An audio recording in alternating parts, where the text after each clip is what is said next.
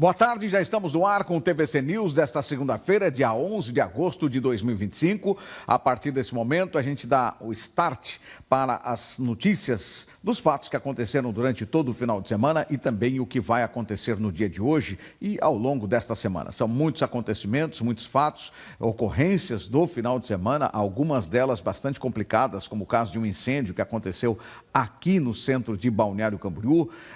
Tivemos ainda aquela questão da mancha de óleo que apareceu no Rio Camboriú. Tudo isso a gente repercute a partir de agora no TVC News. Vamos conhecer o que é notícia no dia de hoje. IFC sediará curso nacional de técnico em defesa civil. Primeiro Motofest reuniu dezenas de pessoas da região. Óleo no Rio suspende abastecimento de água em Camboriú e Balneário. Mais de 200 entidades da região recebem fundo social da cooperativa Sicredi. Você acompanha ainda o comentário político e a previsão do tempo. Essas e outras informações você acompanha a partir de agora no TVC News. E a gente começa atualizando o senhor e a senhora que estão em casa acompanhando o TVC News, já vieram colado aí no Muito Mais com a Fábio Ismânia. Aliás, muito interessante essa promoção que a Fábio falou, a promoção do CDL, um carro.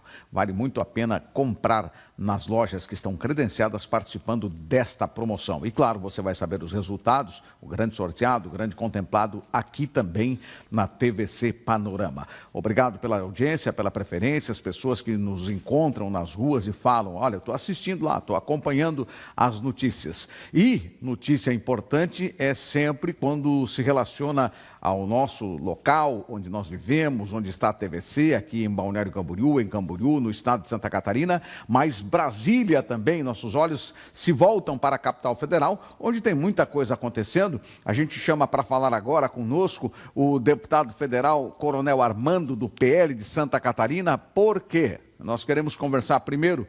O primeiro assunto com o Coronel Armando é saber sobre uma PEC, é uma proposta de emenda à Constituição, de autoria dele, que deve mudar o sistema para aqueles processos do pedido de impeachment. Coronel Armando, boa tarde. Boa tarde, Saúl, boa tarde, ouvintes da rádio. É uma satisfação estar novamente com você. Eu queria só pedir uma retificação, eu mudei para o PP. Eu estou no Partido Progressista e não mais no PL, dia 11 de junho. Então, só para atualizar, o meu partido é vinculado hoje ao PP. Com relação à PEC, eu apresentei na segunda-feira da semana passada, antes dos conflitos, uma PEC que transfere a autorização para a Câmara dos Deputados a abertura do processo de impeachment de ministro do STF. Hoje, o artigo 51 da Constituição Federal, no inciso 1º, ele diz que compete à Câmara dos Deputados a autorização da abertura de processo de impeachment do presidente da República, do vice-presidente e de ministro do Estado, mas não estende a outros cargos ocupados de menor densidade, como o ministro do STF e outros. Então, a nossa intenção foi acrescentar, já que nós podemos abrir para o presidente e vice-ministro, por que não para os ministros do STF? Com isso, nós vamos fortalecer a Câmara dos Deputados, que nós somos muito cobrados. Por que vocês não fazem nada contra os ministros do STF? E hoje a gente está limitado, porque a Constituição definiu que somente o Senado pode fazer a abertura do processo de impeachment dos ministros do STF. E com isso, nós vivemos essa situação da semana passada, que foi bem conflituosa no Congresso. Na Câmara e no Senado foram ocupados por deputados de oposição, nós somos oposição, e se conseguiu também as 41 assinaturas para a abertura do processo de impeachment, e o presidente do Senado, Davi Alcolumbre, disse que não vai abrir. E aí encerra-se toda a possibilidade da gente fazer um julgamento e avaliar o procedimento dos ministros do STF, porque a pessoa que tem a competência diz que é poder discricionário, não vai abrir. No nosso caso, mediante uma votação, assim como foi feito com o presidente Collor e com a Dilma quando presidente, a abertura sendo feita pela Câmara, o Senado é obrigado a fazer o julgamento. Então, isso vai empoderar um pouco mais a Câmara dos Deputados, onde nós somos cobrados, e vai dar responsabilidade e pressionar o Senado para fazer o que deve ser feito quando há a assinatura que deve ser julgada. No país democrático não se engaveta as coisas, mas hoje está se engavetando. Muito bem, pedindo desculpas aí pela confusão do PL com o PP. Bom, agora vamos continuar na sequência. Como é que funciona? O senhor precisa de quantas assinaturas para que essa PEC ela realmente passe a ser reconhecida? Bom, num primeiro momento, eu preciso ter 171 assinaturas de parlamentares. Hoje nós estamos com mais de 60, começou na segunda-feira. Nós estamos trabalhando com isso. E depois que nós tivermos as 171 assinaturas, a PEC passa a existir, o presidente da Câmara tem que pautar para votar, isso também, aí dependemos da vontade do presidente da Câmara, e ela tem que ser votação maioria absoluta, 2/3 dos deputados em 2 vezes e 2/3 do Senado em 2 vezes. Feito isso, a PEC ela é aprovada e depois vai à sanção pelo presidente da República.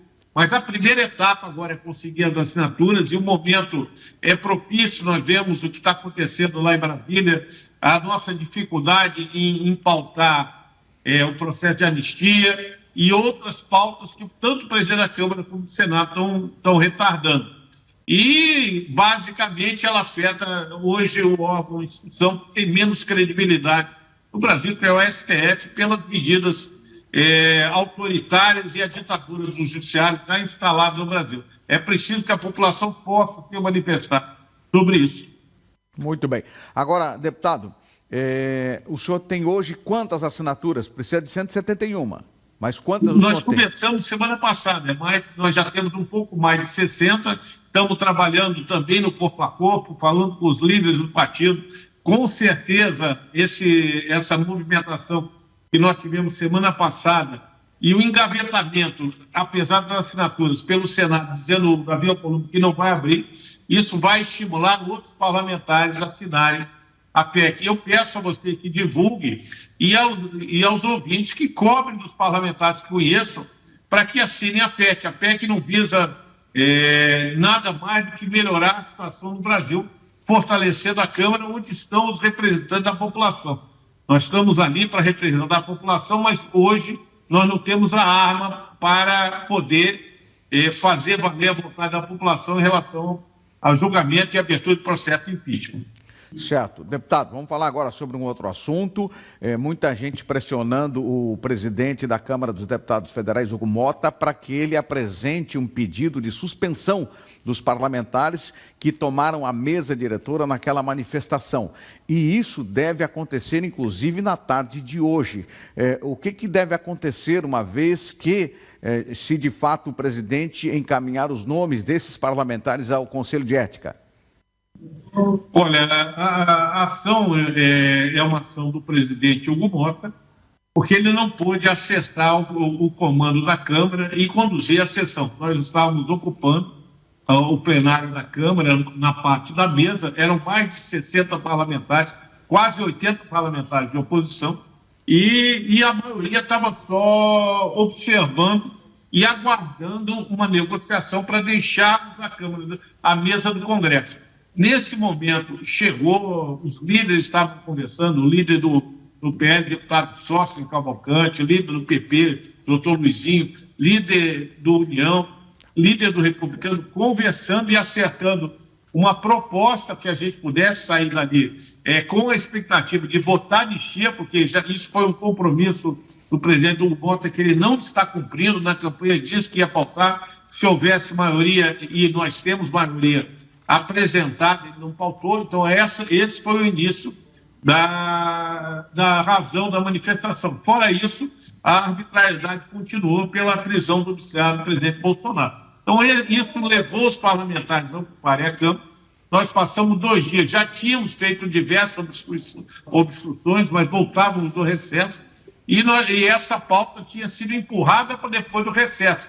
Então nós estávamos começando e querendo a aprovação da PEC da anistia, para que a gente possa também decidir democraticamente, quem tiver mais votos vai levar. Porém, isso não foi pautado, a forma de pressionar foi aquela escolhida, mas foi ordeira, ninguém agrediu ninguém, não houve quebra-quebra, simplesmente houve uma manifestação e não se permitiu a ocupação pelo presidente do plenário para dar início à sessão.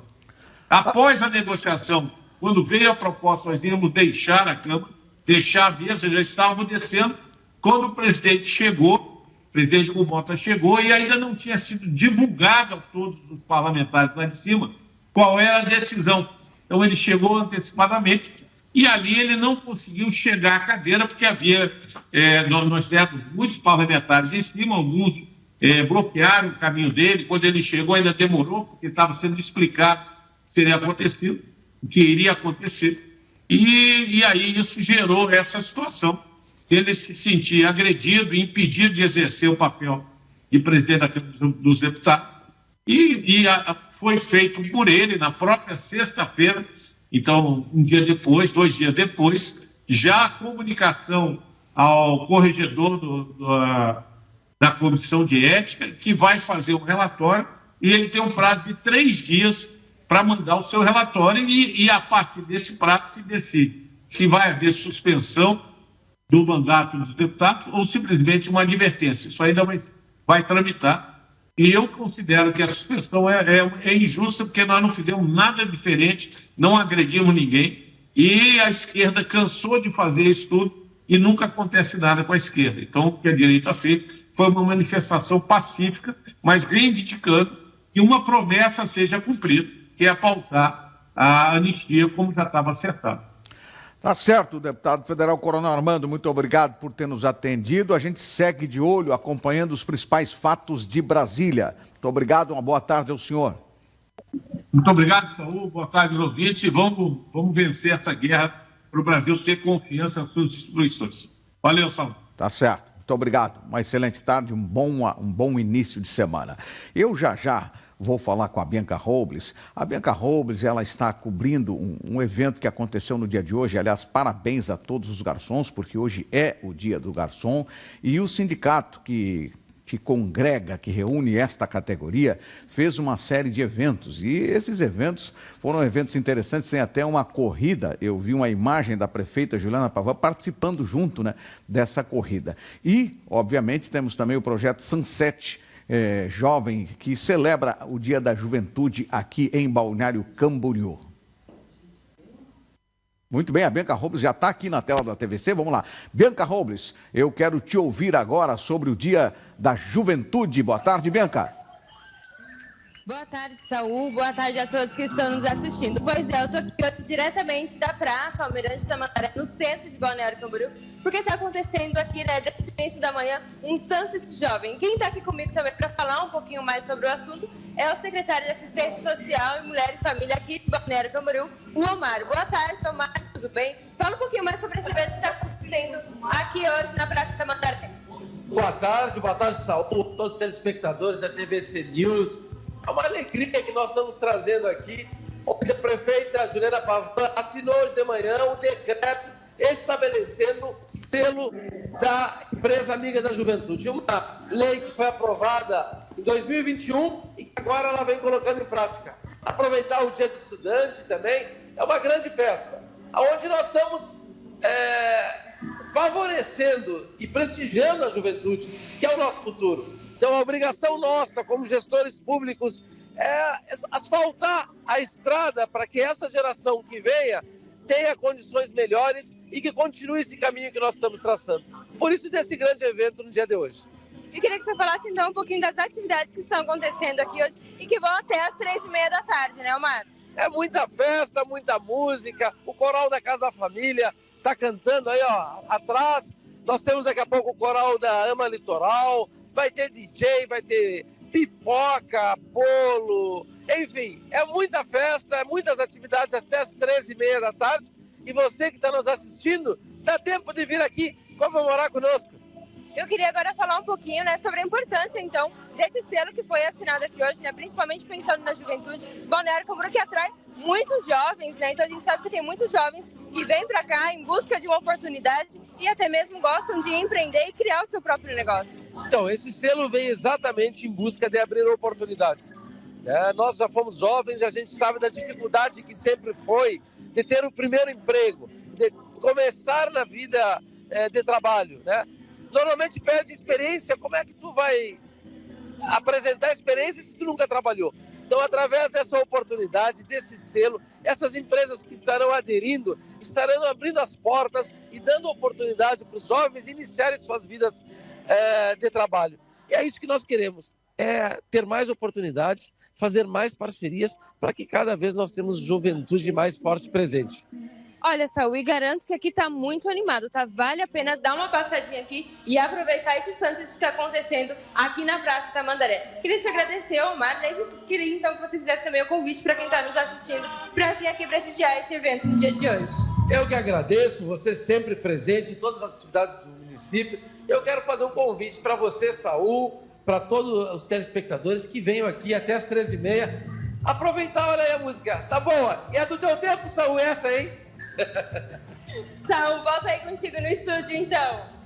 Tá certo, Bianca, muito obrigado ao secretário Omar. Dia da Juventude, importante celebrar, impulsionar e fazer com que esses jovens realmente se sintam acolhidos, isso é importante. Bianca, um abraço para você, dá um abraço aí no Omar Tomali, um grande abraço, valeu, Bianca. Tchau, Saul, muito obrigado, bom dia a todos.